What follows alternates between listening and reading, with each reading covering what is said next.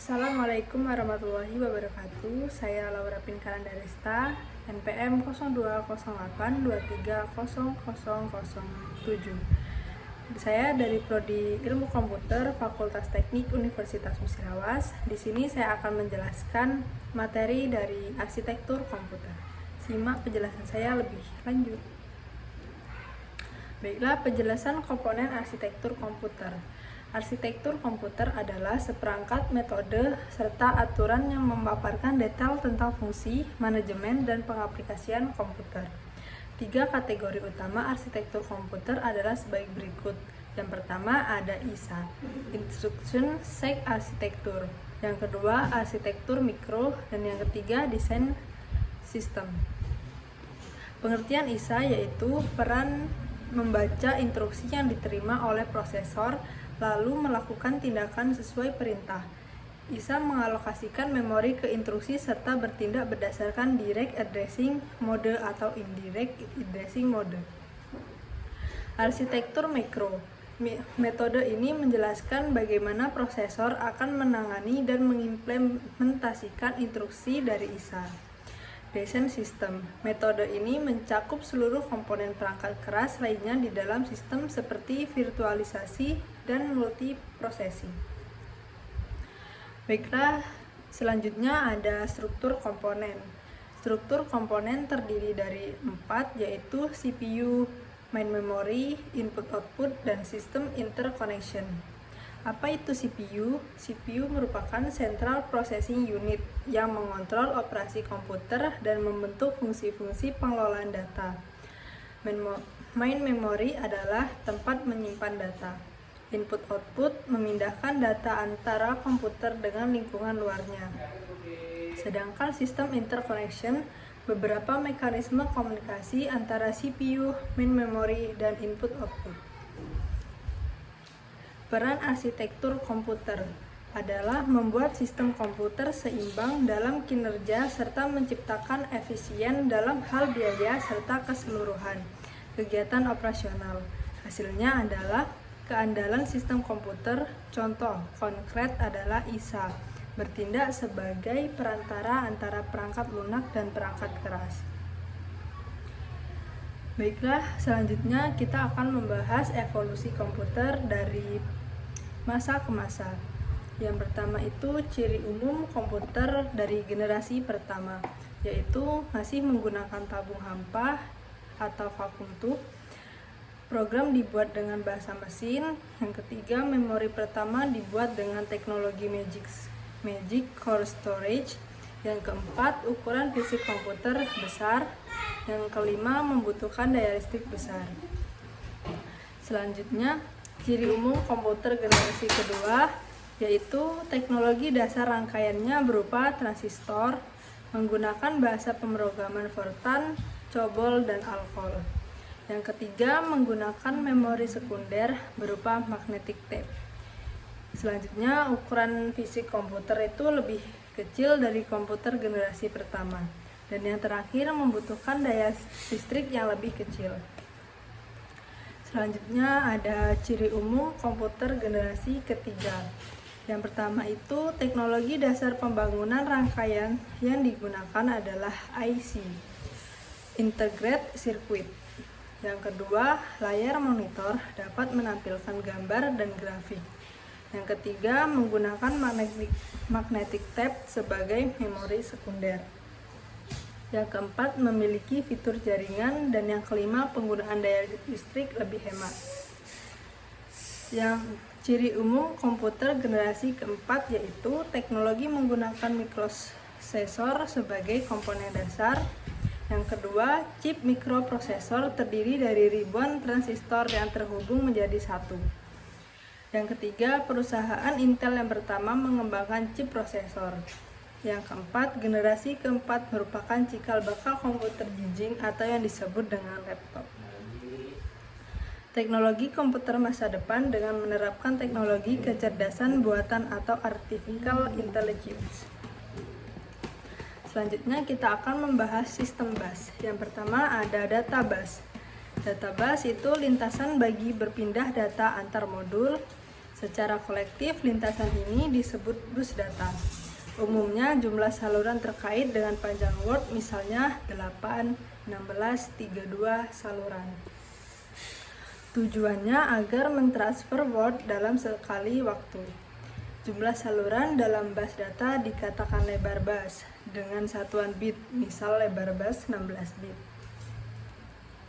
Yang kedua ada sistem bus, address bus. Digunakan untuk menspesifikasi sumber dan tujuan data pada bus data. Yang pertama digunakan untuk mengirim alamat word pada memori yang akan diakses CPU. Yang kedua digunakan untuk saluran alamat perangkat modul komputer saat CPU mengakses suatu modul. Yang ketiga, semua peralatan yang terhubung dengan sistem komputer agar dapat diakses harus memiliki alamat. Contoh mengakses port input output, maka port input output harus memiliki hardware-nya. Yang ketiga ada control bus. Digunakan untuk mengontrol bus data, bus alamat, dan seluruh modul yang ada.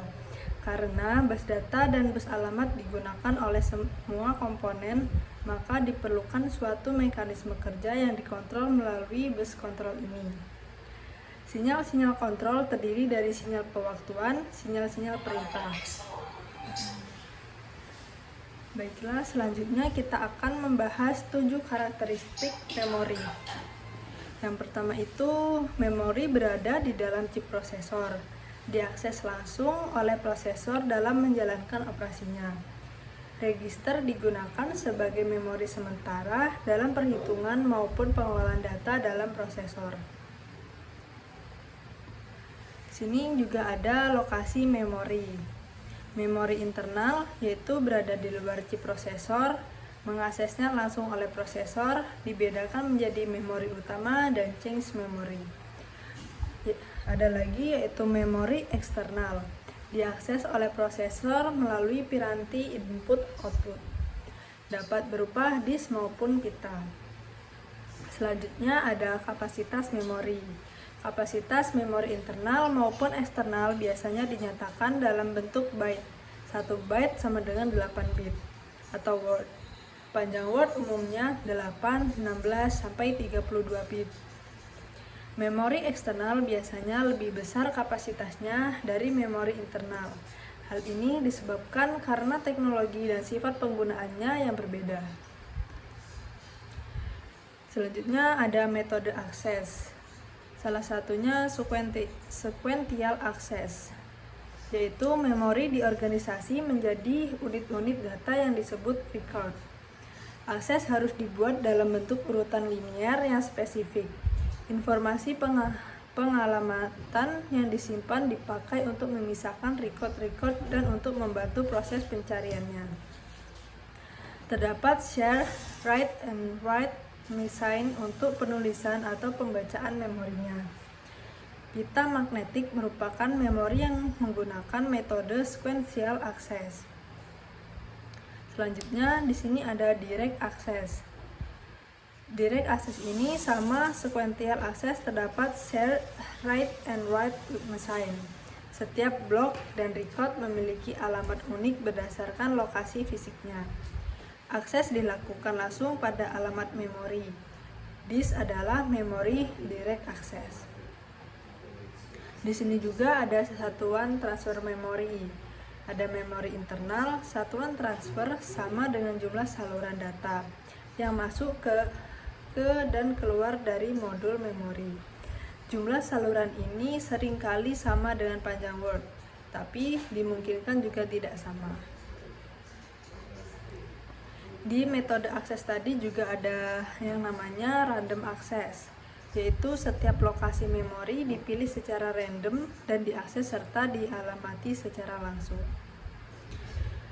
Ada juga yang namanya associative access, jenis random access yang memungkinkan pembandingan lokasi bit yang diinginkan untuk pencocokan.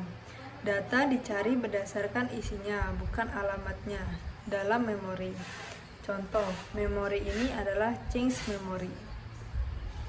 Selanjutnya itu ada parameter utama untuk kerja yang dinamakan ada access time. yaitu bagi random access memory, waktu akses adalah waktu yang dibutuhkan untuk melakukan operasi baca dan tulis. Memori non-random access merupakan waktu yang dibutuhkan dalam melakukan mekanisme baca dan tulis pada lokasi tertentu. Selanjutnya ada yang namanya memory cycle. Konsep ini digunakan pada random access memory, terdiri dari access time ditambah dengan waktu yang diperlukan transit agar hilang pada saluran sinyal. Yang selanjutnya ini ada yang namanya VC, media penyimpanan volatile dan non-volatile. Kedua, volatile memory, informasi akan hilang apabila daya listriknya dimatikan. Yang ketiga, non-volatile memory, tidak hilang walaupun daya listriknya hilang. Yang keempat yaitu memori permukaan magnetik, adalah contoh non-volatile memory, sedangkan semiconductor ada yang volatile dan non-volatile. Media erasable dan non-erasable. Dan terakhir, ada jenis memori semikonduktor yang tidak bisa dihapus kecuali dengan menghancurkan unit storage-nya. Memori ini dikenal dengan ROM, Read Only Memory. Selanjutnya kita masuk ke bagian input dan output komputer.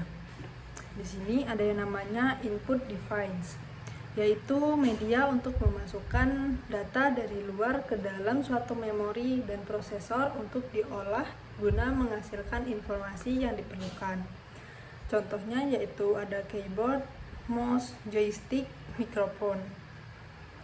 Output device, media komputer yang berfungsi untuk menampilkan keluaran hasil pengelolaan data.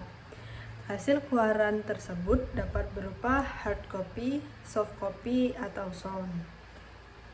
Selanjutnya yaitu ada modul input atau output. Modul input atau output merupakan peralatan antarmuka atau dinamakan interface bagi sistem bus untuk mengontrol satu atau lebih perangkat input atau output. Modul input atau output tidak hanya sekedar modul penghubung, tetapi merupakan piranti yang berisi logika dalam melakukan fungsi komunikasi antara perangkat input atau output dan bus komputer. Selanjutnya ada input atau output port, yaitu digunakan untuk menerima atau mengirim data atau informasi keluar sistem komputer. Input atau output port juga menghubungkan input dan output komputer. Baiklah, sekian penjelasan materi dari saya. Kesimpulan dari materi arsitektur komputer adalah konsep perencanaan dan struktur pengoperasian dasar dari suatu sistem komputer. Arsitektur komputer merupakan deskripsi fungsional dari kebutuhan bagian perangkat keras yang didesain, kecepatan proses, dan sistem interkoneksinya. Semoga paparan yang saya jelaskan bermanfaat dan membantu Anda memahami lebih dalam mengenai apa itu arsitektur komputer. Apabila saya ada salah kata, saya mohon maaf, dan kepada Allah saya mohon ampun. Saya akhiri, wabillahi taufik wal hidayah. Wassalamualaikum warahmatullahi wabarakatuh.